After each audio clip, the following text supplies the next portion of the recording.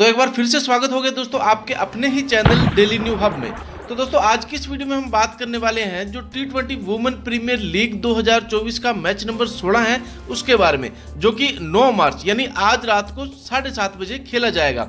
और दोस्तों ये तगड़ा मुकाबला होने जा रहा है मुंबई वुमेन्स और गुजरात वुमेन्स के बीच में अरुण जेटली स्टेडियम, जो कि हमारे दिल्ली में है।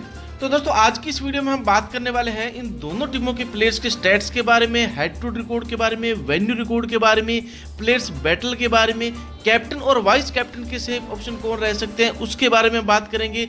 उसके अलावा एंड में हम अपने लिए इस मैच में भी स्मॉल लीग और ग्रैंड लीग की एक फैंटेसी ड्रीम 11 की टीम तैयार करने वाले हैं। तो भाई आज की वीडियो आपके लिए बहुत हेल्पफुल और इम्पोर्टेंट रहने वाली है, इसलिए वीडियो को पूरा एंड तक जरूर देखना ताकि आपको इस मैच को लेकर के जितने भी डाउट्स हैं वो क्लियर हो सके। जैसे कि प्लेइंग 11 क्या रहने वाली है, पिच रिपोर्ट कैसी होगी, वगैरह वगैरह जो भी आपके क्वेश्चन होंगे वो इस वीडियो को पूरा देखने के बाद क्लियर होने वाले हैं। तो एक चीज ध्यान में रखना, वीडियो को पूरा एंड तक जरूर देखना, क्योंकि अगर आप स्किप कर करके देखोगे तो भाई आपको कुछ भी समझ में नहीं आने वाला है, या आप लास्ट में मेरी जो मैंने आपको फाइनल टीम दी है उसे ही अगर देख लोगे तब भी आपको कुछ भी समझ में नहीं आएगा। जोर जोर से बोल के लोगों को स्कीमें बता दे, और बाद में आप लोग मुझे बोलोगे कि भाई हमारी तो जो जितने भी हमने पैसे लगाए थे वो भी हमारे वापस नहीं आए थे। अरे कहना क्या चाहते हो? तो दोस्तों इसमें आप लोगों की गलती होती है कि आप वीडियो को पूरा नहीं देखते हैं, इसलिए वीडियो को पूरा एंड तक इस बार जरूर देखना। एहे रहा नहीं जाता, तड़प ही ऐसी है ना। नहीं, सोके। ताकि आपको इस मैच में भी अच्छी खासी विनिंग हो सके। मैं नहीं मानता। तो चलिए इस वीडियो को स्टार्ट करते हैं और अब जानते हैं कि अरुण जेटली स्टेडियम की पिच का बिहेवियर कैसा रहने वाला है। पैसा ही पैसा होगा। दोस्तों यहाँ इस स्टेडियम की अगर मैं बात करूं तो यहाँ एवरेज स्कोर को देखें तो यहाँ 130 से 140 के लगभग ही रहता है। बाकी यहाँ स्कोरिंग पैटर्न को भी अगर आप लोग देखोगे तो यहाँ 150 से नीचे का स्कोर जो है 6 बार बना है, और 150 से ऊपर तक का स्कोर अब तक यहाँ मतलब गया ही नहीं है। गया होगा तो कभी एक आधा बार गया होगा, बाकी यहाँ लगभग 130 से 140 के अंडर ही स्कोर रहता है। हाईएस्ट स्कोर देखा जाए तो टोटल यहाँ 199 रहा है, लोवेस्ट स्कोर यहाँ जो 91 रहा है। और वेन्यू पर अगर वुमेन T20 स्टैट्स के अगर देखा जाए तो यहाँ टोटल 9 मुकाबले खेले गए थे। बैटिंग फर्स्ट करने वाली टीम ने 4 मुकाबले जीते और बैटिंग सेकंड करने वाली टीम ने यहाँ 5 मुकाबले विन किए। मतलब रन को चेज करना यहाँ पर बहुत ज़्यादा डिफिकल्ट नहीं रहता है, बहुत आसान रहता है। कोई भी टीम चाहे फर्स्ट बैटिंग कर रही हो चाहे सेकंड में बैटिंग कर रही हो, अगर स्ट्रॉन्ग टीम है तो वो मैच को ईजिली विन कर सकती है। भाई साहब कुछ ज्यादा नहीं हो गया ये, मतलब कुछ भी। तो इस बात को भी आप लोग ध्यान में रखिएगा। बाकी दोस्तों यहाँ इस वेन्यू पर रिसेंटली मैच जो खेले गए हैं उनके बारे में अगर मैं बात करूं तो यहाँ 7 मार्च 2024 को मुंबई इंडियंस वुमेन और यूपी वॉरियर्स वुमेन के बीच में यह मैच हुआ था, जहां मुंबई इंडियन वुमेन की टीम ने 160 रन बनाए पहले बैटिंग करते हुए 6 विकेट के नुकसान पे, और यूपी वॉरियर्स वुमेन की टीम ने यहाँ सेकंड बैटिंग करते हुए 118 रन 9 विकेट के नुकसान पर ही बना पाई थी। तो यहाँ अगर देखा जाए तो फर्स्ट इनिंग में पेसर को 1 विकेट मिला था, स्पिनर को 4 विकेट मिले थे। सेकंड इनिंग में पेसर को 4 और स्पिनर को यहां 5 विकेट मिले थे। उसके बाद दोस्तों यहां 6 मार्च 2024 को गुजरात वुमेन और रॉयल चैलेंजर्स बेंगलोर वुमेन के बीच में मैच हुआ था, जहां गुजरात वुमेन की टीम ने पहले बैटिंग करते हुए 199 रन 5 विकेट के नुकसान पर बनाए, और रॉयल चैलेंजर्स बेंगलोर वुमेन की टीम ने सेकंड बैटिंग करते हुए 180 रन 8 विकेट के नुकसान पर ही बना पाई थी। तो यहां भी अगर देखें तो गुजरात वुमेन की टीम ने इस मैच को विन कर लिया था। हालांकि ये टीम पहले बैटिंग कर रही थी। बाकी फर्स्ट इनिंग में पेसर को यहाँ कोई मदद नहीं मिली थी, स्पिनर को यहाँ 2 विकेट मिले थे। सेकंड इनिंग में पेसर को 1 और स्पिनर को यहाँ 3 विकेट मिले थे। उससे पहले दोस्तों यहाँ 5 मार्च 2024 को जो देखा जाए तो दिल्ली वुमेन और मुंबई वुमेन के बीच में मैच हुआ था, जहां दिल्ली वुमेन की टीम ने यहाँ पहले बैटिंग करते हुए 192 रन बनाए थे 4 विकेट के नुकसान पे, और मुंबई वुमेन की टीम ने यह सेकंड बैटिंग करते हुए 163 रन बना पाई थी 8 विकेट के नुकसान पे।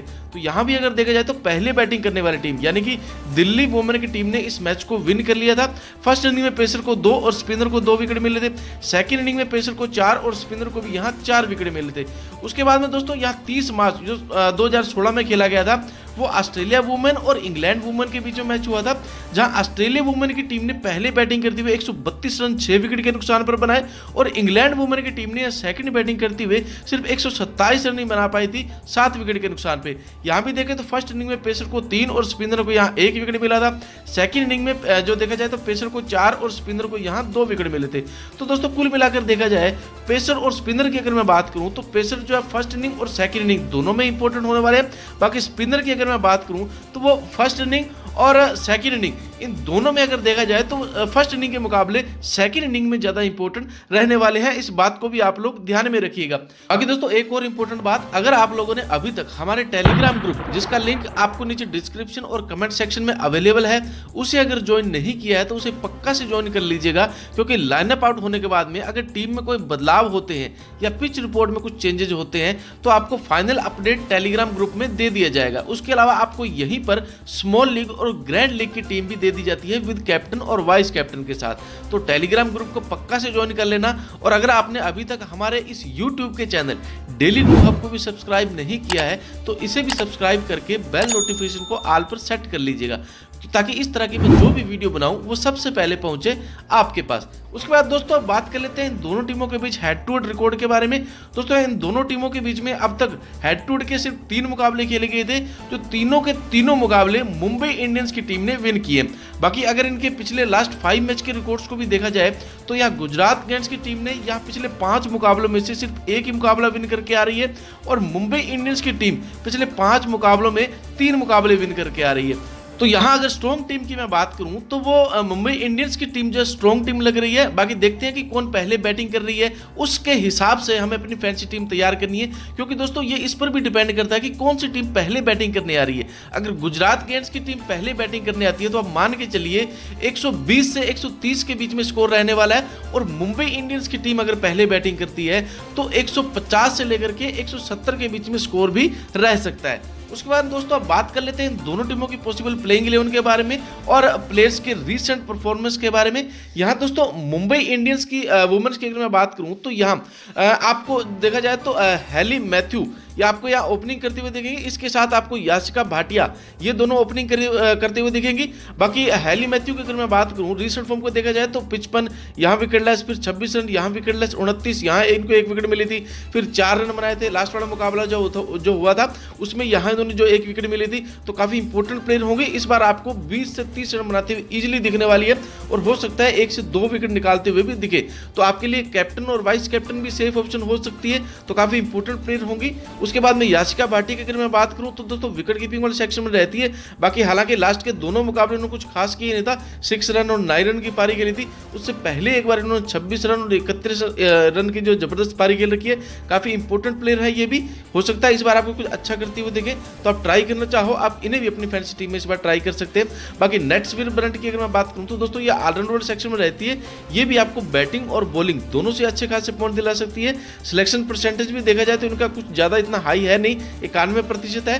बाकी रिसेंट फॉर्म को देखा जाए तो इन्होंने 19 रन की पारी खेली थी एक बार, फिर 27 रन प्लस यहाँ इनको 2 विकेट भी मिले थे। हालांकि लास्ट वाले मुकाबले में देखा जाए तो इन्होंने जबरदस्त 45 रन की पारी खेली थी, प्लस यहाँ इनको 2 विकेट भी मिली थी। तो मतलब काफी इंपॉर्टेंट प्लेयर होंगी नेट्सविल ब्रंट, क्योंकि ऑलराउंडर सेक्शन में रहेंगी, इसलिए आपके लिए कैप्टन और वाइस कैप्टन भी ये अच्छी विकल्प हो सकती है। तो आप इन्हें अपनी फैंसी टीम में इस बार जरूर ट्राई करना। बाकी दोस्तों हरमनप्रीत कौर की अगर मैं बात करूं तो यहाँ देखा जाए तो इन्होंने एक बार 3 रन की पारी खेली, फिर 55, 46 नॉट आउट, उसके बाद में 6 रन, और लास्ट वाले मुकाबले में 33 रन की जबरदस्त पारी खेली थी। तो ये भी काफी इंपॉर्टेंट प्लेयर है, आप इन्हें भी अपनी फैंसी टीम में इस बार जरूर ट्राई करना।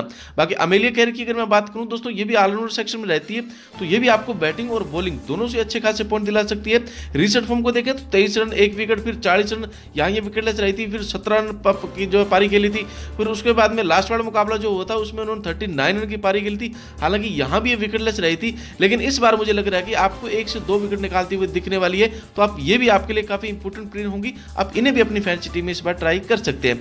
बाकी दोस्तों पूजा वस्त्रकार की मैं बात करूं रिसेंट फॉर्म को देखें तो 1 रन यहाँ विकेटलेस, फिर 18 रन यहाँ विकेटलेस, फिर 8 रन नॉट आउट, प्लस यहाँ इनको 2 विकेट मिली थी, फिर 17 रन प्लस यहाँ इनको 1 विकेट मिली थी। और लास्ट वाले मुकाबले में यहाँ इनको हालांकि बैटिंग वाले सेक्शन से कुछ किया नहीं था इन्होंने, लेकिन बॉलिंग वाले सेक्शन से जो है इनको 1 विकेट मिली थी। तो काफी इंपॉर्टेंट प्लेयर होंगी आपके लिए, तो इन्हें भी अपनी फैंसी टीम में इस बार जो है आप जरूर ट्राई करना। बाकी अमनजोत कौर की अगर मैं बात करूं रिसेंट फॉर्म को देखें तो लास्ट वाले मुकाबले में हालांकि इन्होंने कुछ खास किए नहीं था, उससे पहले जो हुआ था, हालांकि उसमें इन्होंने 42 रन की जबरदस्त पारी खेली थी। हो सकता है इस बार भी आपको 25 से 30 रन बनाते हुए इजीली दिखे, तो ये भी आपके लिए इंपॉर्टेंट प्लेयर होंगी, आप इन्हें भी अपनी फैंसी टीम में इस बार ट्राई कर सकते हैं। बाकी सिलेक्शन परसेंटेज की अगर मैं बात करूं तो लो सिलेक्शन परसेंटेज है, तो ये आपके लिए इस बार कैप्टन और वाइस कैप्टन की भी अच्छी विकल्प हो सकती है। उसके बाद दोस्तों बात करें संजीवन संजना की, यहाँ अगर इनके रिसेंट फॉर्म को देखा जाए तो लास्ट वाले मुकाबले में आपने देखा होगा कि यहाँ इन्होंने 22 रन की पारी खेली थी, प्लस यहाँ इनको एक विकेट भी मिली थी। तो अगर इनकी बैटिंग आती है तो ये बैटिंग और बॉलिंग दोनों से आपको अच्छे खासे पॉइंट दिला सकती है, तो काफी इंपॉर्टेंट प्लेयर होंगी। बाकी साइका इसका की मैं बात करूं, रिसेंट फॉर्म को देखें तो लास्ट वाले मुकाबले में इन्होंने जो 3 विकेट निकाली थी, उससे पहले भी लगातार इन्होंने एक विकेट ली है, तो काफी इंपॉर्टेंट प्लेयर है, काफी अच्छी फॉर्म में चल रही है, तो इन्हें भी आप जो अपनी फैंसी टीम में इस बार ट्राई कर सकते हैं। बाकी बात करें हमेरिया कर्जी की, तो यहाँ अगर इनके रिसेंट फॉर्म को देखें तो कुछ खास है नहीं, हालांकि लास्ट वाले मुकाबले में इनकी बैटिंग नहीं आई थी, ड्रॉप करना चाहो आप इन्हें अपनी फैंसी टीम में इस बार ड्रॉप भी कर सकते हैं। बाकी कम चांस है कि ये खेले, अगर खेलती है तो आप इन्हें अपनी फैंसी टीम से इस बार इजीली ड्रॉप भी कर सकते हैं। बाकी दोस्तों यहाँ शबनम इस्माइल की अगर मैं बात करूं तो यहाँ अगर देखा जाए इनके रिसेंट फॉर्म को लगातार इनके जो जितने भी मैच हुए हैं हर एक मैच में इन्होंने 1 से 2 विकेट इजीली निकाले हैं। तो यहाँ एक बार तो देखा जाए तो इनको जो 3 विकेट मिले थे, तो काफी इंपॉर्टेंट प्लेयर होंगी शबनम इस्माइल, तो ये भी आपके लिए अपनी फैंसी टीम में कैप्टन और वाइस कैप्टन की इस बार भी सेफ ऑप्शन हो सकती है। उसके बाद दोस्तों इन प्लेयर्स के अगर हेड टू रिकॉर्ड और वेन्यू रिकॉर्ड की अगर मैं बात करूं तो यहाँ हेली मैथ्यू की अगर मैं बात करूं तो हेड टू के 3 मुकाबलों में इन्होंने 54 रन बनाए थे, 4 यहाँ इनको विकेट भी मिली है। बाकी वेन्यू पर भी 2 मुकाबलों में 33 रन की पारी के लिए 2 यहाँ इनको विकेट भी मिली है। तो मतलब हेली मैथ्यू काफी इंपॉर्टेंट प्लेयर होंगी, इन्हें आप अपनी फैंसी टीम में जरूर ट्राई करना। बाकी याशिका भाटिया देखें हेड टू के 3 मुकाबलों में 52 रन की पारी के लिए है, एवरेज 17 की है। बाकी वेन्यू पर भी इन्होंने 2 मुकाबले खेल रखे हैं और 15 रन बनाए थे, वेन्यू पर कुछ खास किए नहीं था। बाकी हेड टू रिकॉर्ड ठीक ठाक है, ट्राई करना चाहो आप अपनी फैंसी टीम में इन्हें ट्राई कर सकते हैं। उसके बाद दोस्तों नेट स्वीर ब्रंट की अगर मैं बात करूं तो हेड टू के 3 मुकाबलों में 81 रन की जो पारी के लिए, बाकी इन्होंने 6 इनको जो यहाँ विकेट भी मिली है। बाकी वेन्यू पर भी 3 मुकाबले खेल रखे थे, 50 रन बनाए हैं, 4 यहाँ इनको विकेट भी मिली है, तो काफी इंपॉर्टेंट प्लेयर है। बाकी हरमनप्रीत कौर की अगर मैं बात करूं तो हेड टू के 3 मुकाबले में 162 रन बनाए हैं, एवरेज 70 की है। वेन्यू पर 3 मुकाबले खेले हैं, 55 रन और प्लस यहाँ इनको 1 विकेट भी मिली है, तो काफी इंपॉर्टेंट प्लेयर है। बाकी अमीलिया केयर की अगर मैं बात करूं तो हेड टू के 3 मुकाबले में 95 रन की पारी के लिए 8 इनको विकेट मिली है। वेन्यू पर 2 ही मुकाबले खेले हैं, 56 रन बनाए थे, विकेटलेस रही थी, ठीक ठाक फॉर्म में, ट्राई करना चाहो आप अपनी फैंसी टीम में इन्हें ट्राई भी कर सकते हैं। बाकी पूजा वस्त्रकार की अगर मैं बात करूं तो हेड टू के 2 मुकाबलों में 60 रन की पारी के लिए विकेटलेस रही थी, कुछ खास नहीं है। वेन्यू पर भी 2 ही मुकाबले खेले थे, 17 रन बनाए थे, यहाँ इनको 2 विकेट मिली है, तो मतलब हेड टू रिकॉर्ड बेकार है, लेकिन वेन्यू रिकॉर्ड अच्छा है, उस हिसाब से आप इन्हें अपनी फैंसी टीम में ट्राई कर सकते हैं। बाकी बात करें अमनजोत कौर की, तो हेड टू के 3 मुकाबलों में इनकी बैटिंग नहीं आई थी, कुछ खास नहीं है। वेन्यू पर इन्होंने 2 मुकाबले खेले थे, जहां उन्होंने 49 रन की जो टोटल बनाए थे, तो काफी इंपॉर्टेंट प्लेयर होंगी वेन्यू के हिसाब से, आप इन्हें भी अपनी फैंसी टीम में जो इस बार ट्राई कर सकते हैं। उसके बाद में दोस्तों संजीवन संजना की अगर मैं बात करूं तो हेड टू के देखा जाए तो इन्होंने 1 ही मुकाबला खेला था, यहाँ इनकी भी बैटिंग नहीं आई थी, लेकिन वेन्यू पर इन्होंने 2 मुकाबले खेले थे, टोटल 46 रन बनाए थे, यहाँ इनको 1 विकेट भी मिली थी, तो वेन्यू रिकॉर्ड अच्छा है, काफी इंपॉर्टेंट प्लेयर होंगी। बाकी साइका इसका की मैं बात करूं तो हेड टू के 3 मुकाबलों में 4 विकेट मिली है, वेन्यू पर 2 मुकाबलों में इनको 4 विकेट मिली है, तो हेड टू रिकॉर्ड और वेन्यू रिकॉर्ड दोनों ही अच्छे हैं, तो काफी इंपॉर्टेंट प्लेयर होंगी, आप इन्हें भी अपनी फैंसी टीम में इस बार ट्राई कर सकते हैं। उसके बाद दोस्तों हमारिया कर्जी की अगर मैं बात करूं, यहाँ हेड टू के 2 मुकाबले में 2 ही रन बनाए थे, कुछ खास नहीं है। बाकी वेन्यू पर 2 मुकाबले में 6 रन बनाए थे, यहाँ भी कुछ खास नहीं है। मैंने आपको पहले भी बताया था कि अगर आप चाहो तो इन्हें सब बार जो है अपनी फैंसी टीम से ड्रॉप भी कर सकते हैं। फिर दोस्तों यहाँ शबनम इस्माइल की अगर मैं बात करूं तो हेड टू का 1 ही मुकाबला खेला था, जहां इनको 3 विकेट मिली है। वेन्यू पर भी 2 मुकाबले खेले थे, जहां इनको 2 विकेट मिली है, तो काफी इंपॉर्टेंट प्लेयर होंगी, ये भी आपके लिए कैप्टन और वाइस कैप्टन की सेफ ऑप्शन हो सकती है। फिर दोस्तों अब बात कर लेते हैं गुजरात वुमेन की पॉसिबल प्लेइंग 11 के बारे में और उनकी रीसेंट फॉर्म के बारे में। दोस्तों गुजरात वुमेन से यहाँ बेथ मोनी और लोरा वॉलवुड ये दोनों आपको जो ओपनिंग करते हुए दिखेंगी। बाकी यहाँ बेथ मोनी की अगर मैं बात करूँ रीसेंट फॉर्म को देखें तो 24, 8, 16, 12 और लास्ट में 85 रन की जो है जबरदस्त पारी के लिए तो काफी इंपॉर्टेंट प्लेयर है।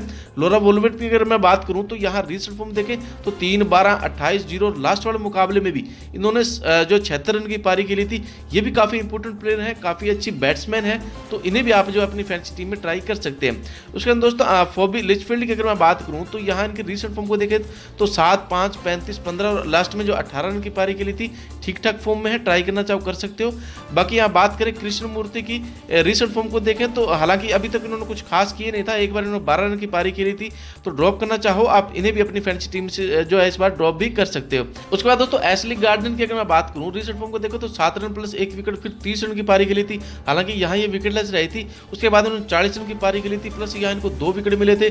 फिर लास्ट वाले मुकाबले में हालांकि इनकी बैटिंग नहीं आई थी, लेकिन यहाँ इनको 2 विकेट मिले थे। तो मतलब ये आपको बैटिंग और बॉलिंग दोनों से अच्छे खासे पॉइंट दिला सकती है, तो काफी इंपोर्टेंट प्लेयर होंगी और आपके लिए कैप्टन और वाइस कैप्टन की भी इस बार जो है सेफ ऑप्शन हो सकती है। तो काफी इंपोर्टेंट प्लेयर है, आप इन्हें भी इस बार जो अपनी फैंसी टीम में जरूर ट्राई करना। उसके बाद दोस्तों डायलन हेमलता की अगर मैं बात करूं, रिसेंट फॉर्म को देखें तो 3, 19, 31, 2 और फिर इनकी बैटिंग नहीं आई थी। लास्ट वाले मुकाबले में इन्होंने कुछ खास किए नहीं था, लेकिन हो सकता है इस बार कुछ अच्छा करे। रिस्क लेना चाहो आप इन्हें अपनी फैंसी टीम में इस बार ट्राई कर सकते हैं। उसके बाद दोस्तों कातरन बर्से की अगर मैं बात करूं, रिसेंट फॉर्म को देखें तो एक बार उन्होंने 3 रन बनाए थे, यहाँ विकेटलेस, फिर 5 रन 1 विकेट, फिर उन्होंने जो 3 रन बनाए थे यहाँ विकेटलेस रही थी। फिर लास्ट वाले मुकाबले में 1 रन की पारी खेली थी, नॉट आउट, प्लस यहाँ इनको 1 विकेट भी मिली थी, तो काफी इंपोर्टेंट प्लेयर है। उसके बाद दोस्तों शबनम की अगर मैं बात करूं, रिसेंट फॉर्म को देखा जाए तो इन्होंने एक बार 23 रन की पारी खेली थी, प्लस यहाँ इनको 1 विकेट मिली है, फिर 2 विकेट, फिर 50 रन की पारी खेली थी। यहाँ हालांकि ये विकेटलेस रही थी, लेकिन लास्ट वाले मुकाबले में कुछ खास किया नहीं था, लेकिन हो सकता है इस बार आपको कुछ अच्छा करते हुए दिखे, तो ट्राई करना चाहो आप इन्हें अपनी फैंसी टीम में इस बार जरूर ट्राई करना। बाकी दोस्तों बात करें तनुजा कंवर की, यहाँ अगर इनके रिसेंट फॉर्म को देखा जाए तो 28 रन प्लस 2 विकेट, फिर 1 विकेट, उसके बाद फिर 2 विकेट, फिर 13 रन प्लस 1 विकेट और लास्ट वाले मुकाबले में इनको 1 विकेट मिली है। मतलब हर एक मैच में 1 से 2 विकेट निकालते हुए इजीली दिखी है, इस बार भी आपको 1 से 2 विकेट निकालते हुए दिख सकती है। तो काफी इंपोर्टेंट प्लेयर होगी तनुजा, ये भी आपके लिए कैप्टन और वाइस कैप्टन की सेफ ऑप्शन हो सकती है, तो इन्हें भी आप जो अपनी फैंसी टीम में इस बार ट्राई कर सकते हैं। बाकी दोस्तों मन्नत कश्यप की अगर मैं बात करूं, हालांकि लास्ट वाले मुकाबले में उन्होंने कुछ खास किए नहीं था, कभी इनको विकेट मिलती है कभी नहीं मिलती है। ड्रॉप करना चाहो आप इन्हें भी अपनी फैंसी टीम में इस बार ड्रॉप भी कर सकते हैं। बाकी ट्राई करना चाहो कर सकते हो, क्योंकि दोस्तों यहाँ देखो एक बार इनको विकेटलेस रही थी, फिर 1 विकेट, फिर विकेटलेस, फिर 1 विकेट, फिर विकेटलेस रही है, मतलब इस बार इनको 1 विकेट मिलेगी। तो इस हिसाब से आप जो है इन्हें जो है फैंसी टीम में इस बार ट्राई कर सकते हैं। बाकी दोस्तों मेघना सिंह की अगर मैं बात करूं, रिसेंट फॉर्म को देखें तो हालांकि लास्ट वाले मुकाबले में ये विकेटलेस ही रही थी, उससे पहले एक बार इनको 4 विकेट मिली है, उससे पहले भी एक बार इनको 1 विकेट मिली है, तो काफी इंपोर्टेंट प्लेयर होंगी मेघना सिंह, ये भी आपके लिए इस बार कैप्टन और वाइस कैप्टन की भी सेफ ऑप्शन हो सकती है। तो काफी इंपोर्टेंट प्लेयर होंगी, आप इन्हें भी अपनी फैंसी टीम में जो है ट्राई कर सकते हैं। फिर दोस्तों इन प्लेयर्स के अगर हेड टू रिकॉर्ड और वेन्यू रिकॉर्ड की मैं बात करूं तो बेथ मोनी ने हेड टू के 2 मुकाबलों में 24 रन बनाए थे, वेन्यू पर 4 मुकाबलों में 86 रन बनाए थे टोटल, तो काफी इंपोर्टेंट प्लेयर है। लोरा वोल्वेट की अगर मैं बात करूं तो यहाँ हेड टू जो मुकाबला खेला नहीं है, बाकी वेन्यू पर 1 मुकाबला खेला था, जहां टोटल इन्होंने 76 रन की जबरदस्त पारी खेली थी, तो काफी इंपोर्टेंट प्लेयर होंगे लोरा वोल्वेट, तो आप इन्हें भी अपनी फैंसी टीम में इस बार जरूर ट्राई करना।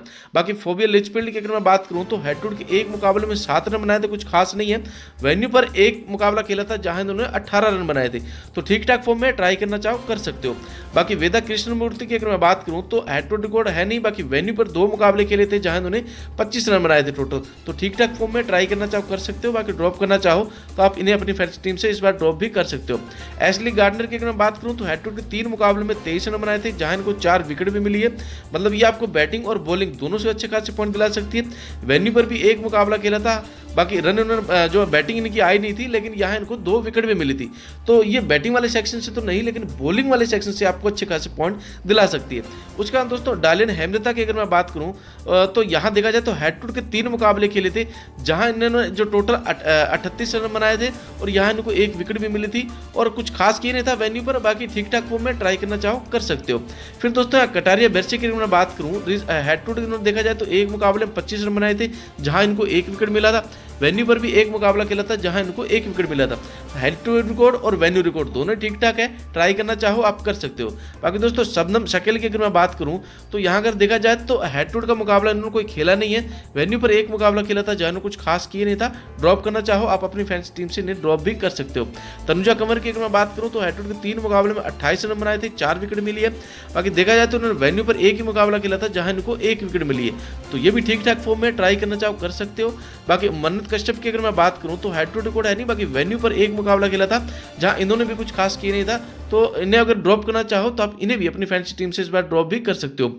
मेघना सिंह की अगर मैं बात करूं तो ये भी ठीक ठाक फॉर्म में है, हेड टू रिकॉर्ड भी खराब है, वेन्यू रिकॉर्ड भी खराब है, लेकिन हो सकता है इस बार कुछ अच्छा करते हुए देखे, तो ट्राई करना चाहो आप इन्हें अपनी फैंसी टीम में इस बार जरूर ट्राई करना। तो दोस्तों आज की इस वीडियो में मैंने आपको सभी प्लेयर्स के पिछले रिकॉर्ड्स के बारे में, head to head record, pitch report, playing 11 और उसके अलावा मैंने आपको बता दिया कि किसे कैप्टन रखना है, किसे वाइस कैप्टन रखना है, स्मॉल लीग में किसे रखना है, ग्रैंड लीग में किसे रखना है। ये सारी चीज़ें मैं आपको बता चुका हूँ। लेकिन फिर भी अगर आप मेरी टीम का इंतजार कर रहे हैं तो अभी के लिए जो मेरे फिलहाल जो टीम है बनकर के तैयार है और आपके सामने है। दोस्तों इस टीम में मैंने यहाँ बैथ मोनी को लिया है विकेट कीपर सेक्शन में। बाकी बैटिंग वाले सेक्शन में यहाँ हरमनप्रीत कौर, लॉरा वॉल्वर्ड और यहाँ सहजन सजना को लिया है। ऑलराउंडर सेक्शन में यहाँ मैथ्यू को लिया है और नेट्सवीर ब्रेंट, उसके अलावा अमेलिया कैर को रखा है और यहाँ एशली गार्डनर को लिया है। बाकी बॉलिंग वाले सेक्शन में यहाँ एस इस्माइल को लिया है और पूजा वस्त्रकार और उसके अलावा कंवर को लिया है। दोस्तों यहाँ इस टीम में आप अमेलिया कैर को इस बार कैप्टन और एशली गार्डन को इस बार आप वाइस कैप्टन रखना। बाकी दोस्तों फाइनली लाइनअप आउट होने के बाद में अगर इस टीम में कोई चेंजेस करने पड़े तो मैं आपको मैच शुरू होने के लगभग 15 से 20 मिनट पहले ही अपने टेलीग्राम ग्रुप पर बता दूंगा और फाइनल टीम में मैं आपको वहीं पर देने वाला हूं। तो इस चैनल को सब्सक्राइब करने के साथ साथ आप हमारे टेलीग्राम ग्रुप को भी पक्का से ज्वाइन कर लीजिएगा ताकि आपको इस मैच की हर एक अपडेट मिलती रहे। तो मिलते हैं दोस्तों अगली वीडियो में, तब तक के लिए गुड बाय, गुड लक। उम्मीद है आज की वीडियो आपको अच्छी लगी तो वीडियो को लाइक और चैनल को सब्सक्राइब जरूर करना।